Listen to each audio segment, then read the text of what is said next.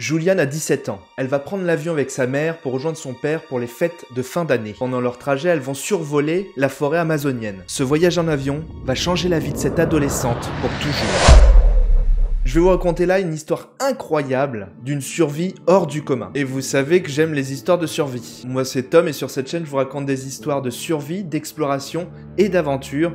Si c'est des thèmes qui vous intéressent et qui vous plaisent, n'hésitez pas à vous abonner. Tout au long de la vidéo, nous allons accompagner Juliane qui va vivre une survie incroyable pendant 11 jours dans la jungle amazonienne.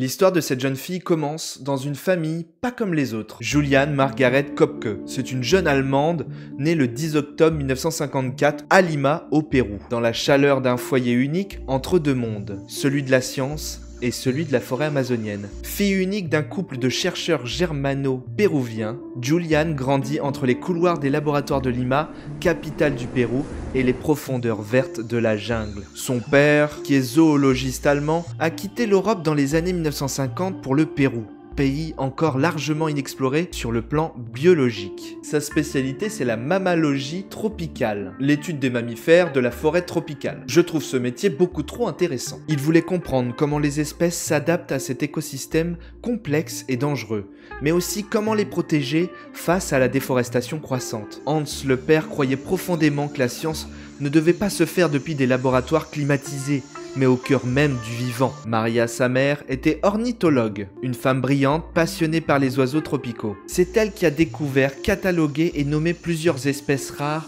jusque-là inconnues des scientifiques. Elle avait cette capacité unique de reconnaître un oiseau à son cri, à sa plume, à son vol. La forêt était son laboratoire, son combat et sa maison. En 1968, ils créent ensemble la station biologique de Panguana, au cœur de la jungle péruvienne, près de Pucallpa, un lieu de recherche, d'observation, mais aussi de respect de la faune et de la flore. Ils n'étaient pas du tout dans le cliché du scientifique avec la blouse blanche et les petites fioles. Eux, ils aimaient vraiment ce qu'ils faisaient et surtout dans le respect. Là-bas, il n'y avait pas d'électricité, pas de route. Juste eux, Juliane et la forêt. C'était leur vie. Et Juliane en était l'élève unique. Elle y apprend très jeune à identifier les sons, à se méfier des serpents et éviter l'eau stagnante, à lire les rivières comme des cartes, à comprendre que la nature n'est ni gentille ni cruelle. Elle est juste et elle écoute. Tout cet apprentissage lui sera très utile pour sa survie prochaine. Elle ne joue pas avec des poupées, elle observe les fourmis coupe-feuilles. Elle ne rêve pas de princesse mais d'animaux de la jungle. Juliane, enfant, adore sa vie, elle ne voudrait changer pour rien au monde. Mais à 17 ans, tout va changer. Juliane a 17 ans, elle est à Lima avec sa mère pour un événement important, la remise de son diplôme de fin de lycée. Elle vient tout juste de terminer ses études secondaires au collège Alexander von Humboldt, une école allemande réputée à Lima. C'était une élève studieuse, passionnée de sciences naturelles, influencée directement par le travail de ses parents. Ce diplôme, c'était un tournant. Elle voulait suivre leurs traces, faire de la biologie à l'université, de comprendre le vivant, de protéger la jungle, pas seulement d'y survivre. Pour Noël, donc, elles doivent rejoindre le padre qui se trouve au laboratoire dans la jungle, à Pucallpa. Les avions sont pleins, les fêtes approchent. La compagnie nationale péruvienne refuse de voler à cause de la météo. Il ne reste qu'une option pour les deux jeunes femmes, LANSA. LANSA, c'est une compagnie avec une mauvaise réputation, au passé trouble, connue pour ses avions anciens et son insouciance des règles de sécurité. La mère hésite, Juliane aussi, mais il faut partir. C'est Noël, ils veulent le fêter en famille. Donc ils acceptent des billets de cette compagnie de mauvaise réputation. Le vol 508 décolle dans l'après-midi. Juliane s'assoit côté hublot. Elle porte une simple robe blanche à fleurs, cadeau de sa mère. Elle regarde les nuages. Elle ne le sait pas encore, mais elle s'apprête à devenir une légende. L'avion quitte Lima à 12h24. Il est presque plein. 92 passagers à bord, dont 6 membres d'équipage. Juliane est fatiguée. C'est Noël, mais rien n'a l'odeur des fêtes. Elle sent le cuir chaud du siège sous ses jambes, la main de sa mère dans la sienne. Par le hublot, elle voit l'Amazonie, dérouler sa main verte, infinie. En dessous, une jungle qu'elle connaît, mais vue d'en haut, elle semble étrangère, inhumaine, impénétrable. Le ciel se met à changer, des nuages noirs surgissent. Le soleil disparaît d'un coup. La lumière devient grise, malade. Le vol entre dans une tempête. Les secousses commencent, d'abord légères, puis brutales. Des bagages tombent, une hôtesse est projetée contre le plafond. Les gens crient, Juliane serre les accoudoirs. Elle tourne la tête vers sa mère et elle se souvient encore des derniers mots. C'est la fin, maintenant tout est fini. Puis la lumière, une explosion. L'aile droite s'embrase, un bruit sourd déchire l'appareil. Le fuselage craque, l'avion se disloque en plein ciel. Juliane sent le vide monstrueux sous elle. Elle tombe, attachée à son siège. Elle tombe pendant 3 km, 3000 mètres d'air, de vent, de feu, de silence. Elle ouvre les yeux, le ciel est vert, tout autour d'elle est flou. Mais elle est vivante, elle est allongée sur le dos, sur un sol couvert de feuilles mouillées. Des arbres géants l'entourent. Elle ne voit plus sa mère, plus personne. Juste quelques mouches volées au-dessus d'elle. Elle se rend vite compte qu'elle est gravement blessée. Une clavicule cassée, une longue coupure dans le bras, un œil enflé. Elle n'a qu'un seul soulier et une robe blanche à fleurs. Elle vient de survivre à un crash d'avion. Elle est seule, complètement seule, au milieu de la forêt amazonienne. La nuit tombe, c'est brutal, soudain.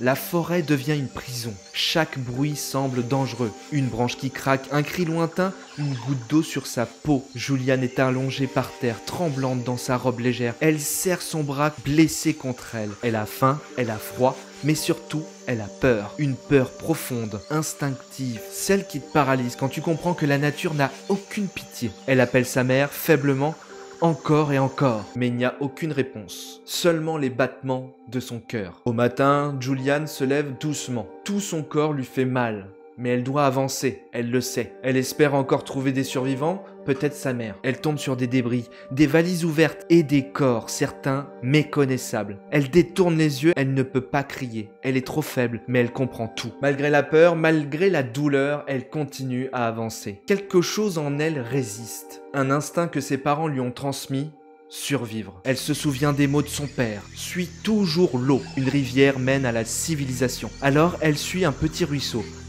Chaque pas lui fait mal, mais chaque goutte de pluie qui tombe sur elle lui donne un peu d'espoir. Le soleil tape fort pendant la journée. Elle a la peau brûlée, les lèvres sèches. La nuit, c'est pire, il fait très froid, il pleut souvent. Et la jungle est pleine de bruits qui font peur. Son bras commence à lui faire vachement mal, la coupure qu'elle avait au bras. Bon, c'est pas joli à voir, elle le sait, va pas falloir que ça s'infecte. Elle n'a rien à manger, elle voit des fruits, mais elle n'ose pas les toucher. Elle sait que certains peuvent la tuer. Alors elle boit, c'est tout ce qu'elle peut faire. L'eau des ruisseaux est trouble, chaude, parfois avec des petites bêtes dedans. Mais elle boit quand même. Elle continue d'avancer. Elle tombe mais se relève toujours. C'est une battante, Juliane. Elle garde qu'une seule pensée en tête. Quelqu'un va bien finir par la retrouver. Le 7e jour, elle trouve un fruit tombé au sol. Elle le reconnaît, c'est comestible. Elle mange un peu, puis elle s'arrête, trop peur de tomber malade. Elle marche pendant des heures, puis des jours. Chaque matin, elle se réveille trempée, grelottante, le corps douloureux et affaibli. Mais elle se remet debout. C'est bien plus compliqué que Koh-Lanta cette affaire-là. Juliane avance sans savoir exactement où elle va, suivant toujours ce petit ruisseau qui serpente entre les arbres, persuadée que si elle le suit assez longtemps, il la mènera vers un village, vers la civilisation ou vers quelqu'un. Elle ne mange pas grand-chose, elle a vraiment peur d'être empoisonnée par les fruits. Cela fait plusieurs jours, elle n'arrive plus à savoir depuis combien de temps elle marche dans cette jungle. Un matin, alors qu'elle n'a presque plus de force, elle aperçoit quelque chose au loin. Ce n'est pas un arbre, ce n'est pas un animal, c'est une structure comme une sorte de cabane abandonnée. Mais ça a l'air réel. Elle n'est pas en train de... Elle s'approche lentement, les jambes tremblantes. Son bras lui fait toujours mal, la plaie est infectée. À l'intérieur, il n'y a personne. Mais il y a un toit, un sol sec et surtout un bidon de carburant pour moteur. Elle se souvient soudain que son père utilisait ce genre de produit pour traiter les plaies des chiens contre les vers. Alors avec un courage immense, elle ouvre le bidon, se verse sur la plaie et elle hurle parce que ça fait super mal. Mais elle voit les vers tomber un par un de son bras, donc oui, je vous avais pas dit qu'il y avait des vers dans la plaie, mais j'ai voulu limiter les trucs un peu dégueux. Et pour la première fois depuis des jours, elle sent qu'elle a repris un peu le contrôle. Elle passe la nuit dans la cabane. Le lendemain matin, alors qu'elle est couchée, affaiblie, elle entend des voix. 3 hommes s'approchent. Ce sont des bûcherons ou des chercheurs de bois venus inspecter la zone. Lorsqu'elle la voit, ils n'en croient pas leurs yeux. Cette jeune fille, seule, couverte de plaies, déshydratée, amaigrie, leur dit qu'elle a survécu à un crash d'avion. Ils la prennent en charge immédiatement, la nourrissent, l'installent dans une pirogue et remontent la rivière avec elle pendant des heures jusqu'à un petit village où elle peut enfin être soignée. Après 11 jours seule dans la forêt amazonienne, Juliane est enfin sauvée. Au village, les autorités sont prévenues. Une adolescente allemande vient d'être retrouvée et elle serait une rescapée du vol 508.